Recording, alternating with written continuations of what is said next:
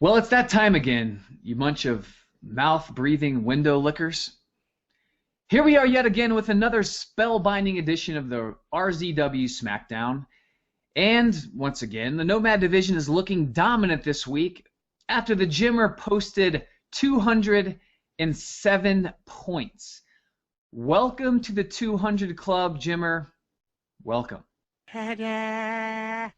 You know, Jay, I also feel compelled to point out that the Nomad division has had the highest point total of the week every single week thus far. Yes, every single week. And you know, I don't see that trend ending anytime soon. No, I don't. All right, Jay, let's get right down to it with last week's matchups.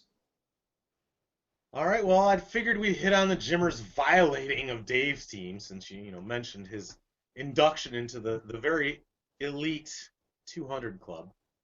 Grant finally decided to show up in this one, posting a huge 45.9 points, followed up by Mr. Emmanuel Sanders with 39.6.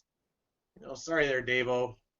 When your opponent has guys putting up those kinds of numbers, you're going to have a bad time. You're going to have a bad time. Unless, of course, you're the proud owner of the rock pile.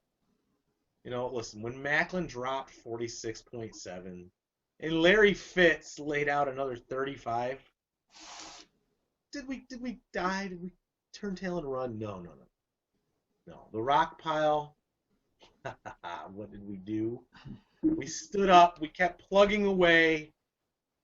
My guys got me the W because that is what a championship caliber team does. And Raj, well, your team does what a champion caliber team does, and that's lose. He loses at a rapid pace. He does. He does it well, though. He does it classy. He's keeping it classy over there in Alaska, whatnot. All right, Enrique. What did I say on last week's show about not being able to compete with a member of the Nomad division, much less the champion, when you have a 0 in your lineup and you score around 100 measly points? It's just not what happens is you lose by over 70, which I believe was a similar point spread for your Bears loss this week. Ouch. Boom! Salt in wound, insert here. Bear down. Just a little tip here. You might want to think about not starting C.J. Anderson from the Broncos any longer and look to pick up a couple wide receivers, a couple running backs off the waiver wire.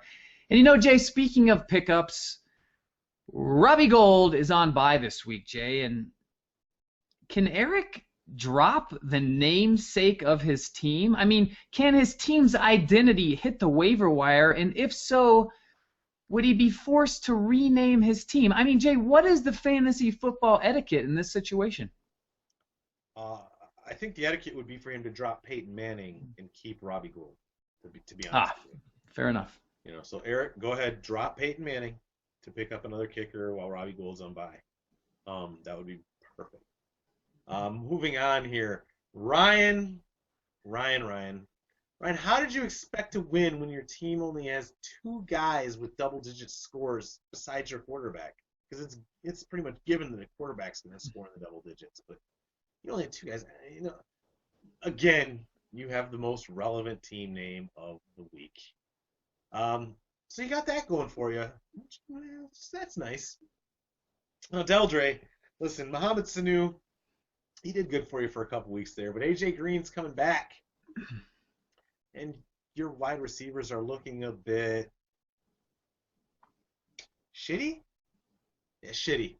That's the word I was looking for. Yeah. Shitty. Shitty works. Poor Bradius. Poor lowly Bradius. He keeps almost getting over the hump only to see himself dragged back into the muck because of, poor coaching. I mean, Brad, you did realize that Reggie Bush wasn't active this week, right, Brad? I mean, I even told you that. And Scott, the fucking Hamburglar steals yet another win, not because of his superior fantasy skills, clearly, but because of his opponent's miscues. That's okay, though, because sooner or later you'll have to actually face a member of the Nomad Division, Scotty, in the playoffs, and then your pathetic little team will get destroyed. Destroyed. You know, hell, Rob, the way things are looking right now, those poor Vages are going to have a Nomad member to beat in their own bracket to make it to the championship game to get out of the playoffs. And we all know that ain't going to happen, buddy. Good luck. It isn't going to happen. All right, well, let's move on to this upcoming week's matchups, which incorporates the added drama of 6 teams, yes, 6 teams being on bye this week in the NFL. Well, with my matchup this week, because, well, the champ gets to go first, against Dave's Cruise Control, a.k.a. aptly named Clark Griswold, who has both Julio Jones and Alshon Jeffrey on bye this week, in addition to Fred Jackson and C.J. Spiller, who, Dave, if you happen to be off, well, I don't know, hunting wildebeest in the Masamara maybe, or, I don't know, maybe digging for Tyrannosaurus Rex bones in Greenland, you might not have heard that both Spiller and Jackson are hurt. And Spiller is actually out for the season, Dave. He's out for the season, so good luck with that. Good luck in your running back situation this week. Jay, even the champ is not immune to bye week issues in week 9. I have the likes of Matt Stafford and Jordy Nelson and Golden Tate. They're off getting spa treatments that I sent their way this week on their bye week, but it doesn't shake the winning confidence I have, Jay, in the least. Not in the least. This champion will continue his and my respective winning ways. Well, go Dave. You better hope. You better hope. I'm hoping so, brother. I'm hoping so. I need you to lose. Damn it. All right, well, let's move on here. Sparkler. Black Sparkler. I thought it was Pink Sparkler. Whatever. It doesn't really matter. In all honesty, it doesn't. Your time has finally come to play the rock pile, and I'm just going to go ahead and say, listen, sure, Matt Forte is on bye, but my running back core is so fucking strong that that's okay. Matt can join Golden Tate and Matt Stafford at the spa in northern Michigan for the weekend to enjoy his time off because he's done so well for me. Because of Matt Bradshaw and Mark Ingram and Ben Tate and my boy Antonio Brown, we're gonna come to town and we're gonna kick the living shit out of you and cut your fuse before you have any chance whatsoever to explode. So, Deldre, best of luck to you this week because you're gonna need it, man. You're gonna need it. He is definitely gonna need it. Robbie Gold in the 5th, name change, of course, yet to be determined, squares off this week against the Hamburglar, who is shockingly, Jay, riding a 4-game win streak. Jay, I haven't seen Scott this happy since he was eating all-you-can-eat sushi off of strippers' asses on the $1 blackjack night at the Excalibur. 'Tis no man, 'tis a remorseless eating machine. Arr.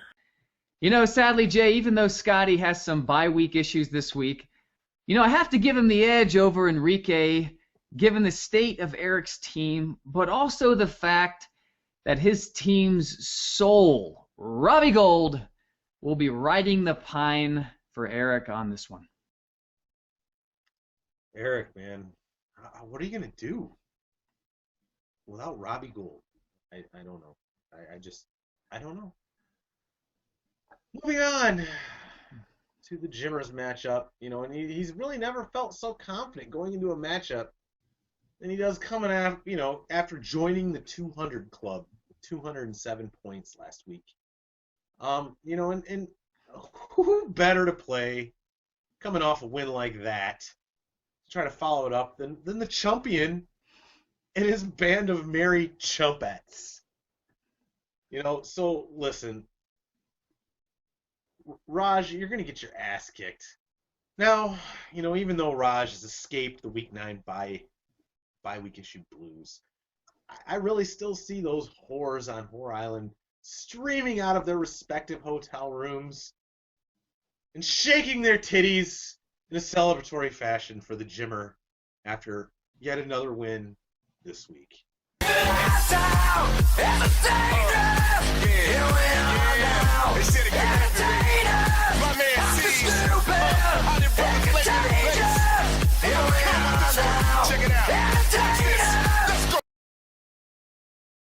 Shaking their titties. Yes, we love that here. The RZW Smackdown. We love titties of all sizes, as long as they're shaking them in front of us. Hey girl, shake it, I wanna see you shake it. The way you work it is making me horny. Titties.